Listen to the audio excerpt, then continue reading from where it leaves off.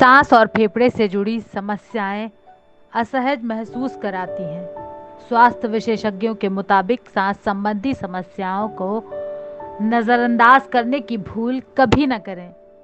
ये शरीर को कई तरह के नुकसान पहुंचा सकती हैं। सांस संबंधी रोगों में से एक समस्या अस्थमा है।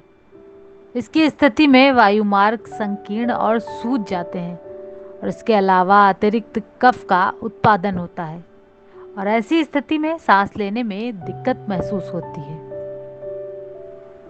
ऐसे में विश्व स्तर पर अस्थमा से बचाव और रोकथाम के लिए जागरूकता जरूरी है और इसी जागरूकता को फैलाने के लिए हर साल विश्व अस्थमा दिवस मनाया जाता है। दुनिया भर में हर साल मई महीने के पहले सप्ताह में विश्व अस्थमा दिवस मनाया जाता है, जो कि मई के पहले मंगलवार को अस्थमा दिवस होता है।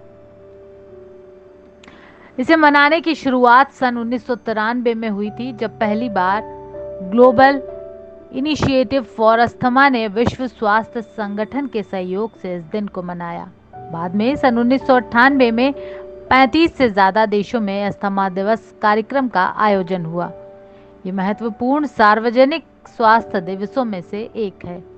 अस्थमा की बीमारी पूरी तरह ठीक नहीं होती है, विशेषज्ञों का मानना है, लेकिन इसमें अगर सावधानी बरती जाए तो बचाव हो सकता है। सावधानी बरतकर मरीज इसके कारणों से बचाव करें तो काफ़ी फायदा हो सकता है। इलाज के तौर पर इसमें इनहेलर दिया जाता है, जिसमें दवा डालकर मरीज को लेनी रहती है और इसीलिए इनहेलर को अस्थमा मरीजों का सच्चा दोस्त भी कहा जाता है।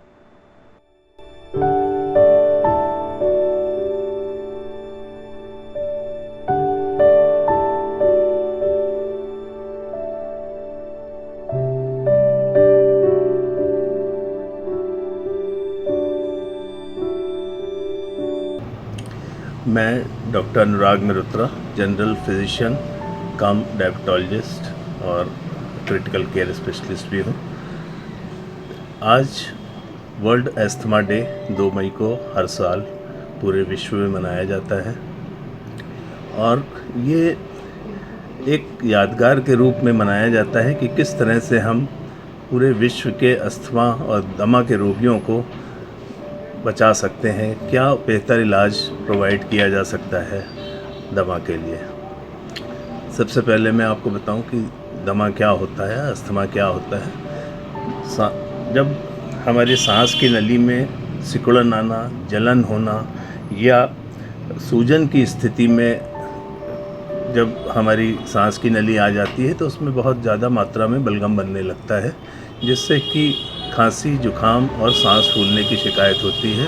उसको दमा बोलते हैं। और हम लोगों का ऐसा मानना है कि अगर किसी भी व्यक्ति को साल में 3 दफ़ा बहुत ही सीवियर टाइप की खांसी, जुखाम, सांस फूलने की शिकायत होती है, जो लगातार 3 सालों तक होती है, तो उसको एक दमा हम लोग मान लेते हैं और दमे की कुछ हद तक ये परिभाषा भी मान्य है। दूसरा ये है कि दमा के कारण क्या हैं, क्यों दमा इतना हमारे इंडिया में प्रेवलेंट है, क्यों बहुत ज़्यादा मात्रा में इसके मरीज पाए जाते हैं। सबसे बड़ा कारण इसका है एक एलर्जी। कुछ लोगों को एक एलर्जी होती है जो कि बचपन से ही वो एलर्जी का रूप दिखाई देने लगता है। 5 साल से कम उम्र के बच्चों को जब बहुत ज़्यादा खांसी, जुखाम और सर्दी की शिकायत होती है तो वो धीरे धीरे वो अस्थमा के मरीजों में कन्वर्ट हो जाते हैं। फिर इनके और भी कारण हैं, जैसे कि कुछ लोगों को एलर्जी होती है और एलर्जी धुएं के रूप में हो सकती है। एलर्जन पॉलेंस के रूप में जब धान कटता है तो वो धान कटने के रूप में हो सकती है। धुआं है, डस्ट माइट्स हैं, केमिकल्स हैं, इरिटेंट्स हैं। तो बहुत से ऐसे कारण हैं जिनके कारण दमा प्रोवोक होता है। फिर हम इसकी डायग्नोसिस कैसे बना सकते हैं। एक लंग फंक्शन टेस्ट होता है, स्पायरोमेट्री बोलते हैं जिससे हमें जब हम सांस छोड़ते हैं तो उसकी गति और उसकी तीव्रता का पता चलता है कि किस गति से और किस रुकावट के कारण ये सांस में दिक्कत आ रही है। अगर रुकावट हो रही है तो फिर हम उसको दमे के रूप में भी मान सकते हैं। एक्सरे भी कराते हैं, जिसमें कि जब बहुत ज़्यादा शिकायत होती है तो उनमें एक्सरे कराते हैं।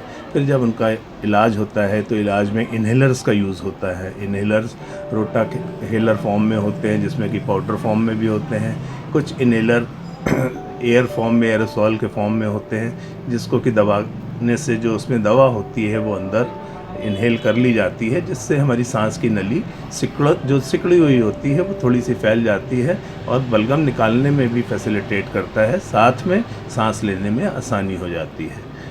बहुत ही सीवियर केसेस में हम जब अस्पताल में आईसीयू में एडमिट करते हैं तो उसमें नेबुलाइजेशन चलता है, जिसमें कि दवा डालते हैं, सांस की नली चौड़ी करने वाली, स्टेरॉइड्स के भी यूज़ करते हैं, टैबलेट्स का भी यूज़ करते हैं। शॉर्ट टर्म के जो पेशेंट्स होते हैं उनमें हम डेरिफाइलिन नामक दवा है या और भी ब्रोंकोडायलेटर्स हैं जो यूज़ करते हैं, जिससे कि सांस की नली चौड़ी हो जाए। जब हम देखते हैं कि इन मरीजों को डाइट कैसी लेनी चाहिए, तो इनको प्रचुर मात्रा में फल और हरी सब्जियों का प्रयोग करना चाहिए, जो कि एंटीऑक्सीडेंट्स होते हैं। एंटीऑक्सीडेंट्स क्या करते हैं कि जो हमारे शरीर में फ्री रेडिकल्स घूम रहे होते हैं, उन फ्री रेडिकल्स को ये एंटीऑक्सीडेंट नष्ट कर देते हैं, जिससे कि एलर्जी, इन्फ्लेमेशन यानी कि सूजन और जो इरिटेशन होता है वो कम हो जाता है। तो इस तरह से हमें अपने सांस के मरीजों का बचाव भी कर सकते हैं। और बचाव कैसे करेंगे कि हम ऐसी जगह पे ना जाएं जहाँ पे धूल उड़ रही हो। अगर धूल उड़ रही है तो वहाँ पे मास्क लगा सकते हैं, वहाँ पे कपड़ा या रुमाल अपने मुंह पे रख सकते हैं, नाक पे रख सकते हैं। जहाँ धूल और जहाँ स्मोक हो, किसी चीज़ से अगर हमें एलर्जी है तो उस एलर्जी के एरिया में हम अपने आप को जाने से बचाव करें।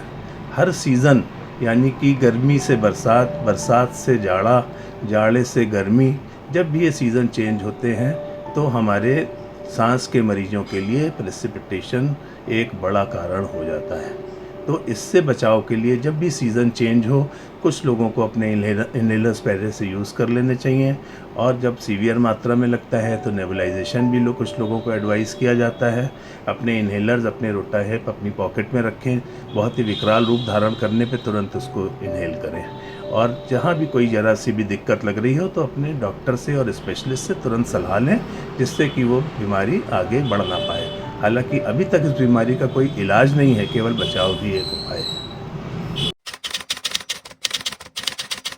कुछ बातों का अस्थमा में ध्यान रखना ज़रूरी है, जैसे कि अस्थमा के मरीजों को परफ्यूम, प्रदूषण, पालतू जानवर, तंबाकू, सिगरेट से परहेज करना चाहिए। धुएं आदि से बचने के लिए किचन में एग्जॉस्ट ज़रूर लगवाएं और जिसे चलाने के बाद ही काम की शुरुआत करें। घर से बाहर जाते समय इन्हेलर ज़रूर साथ रखें। इस बीमारी में धुएं से पूरी तरह बचाव ज़रूरी है।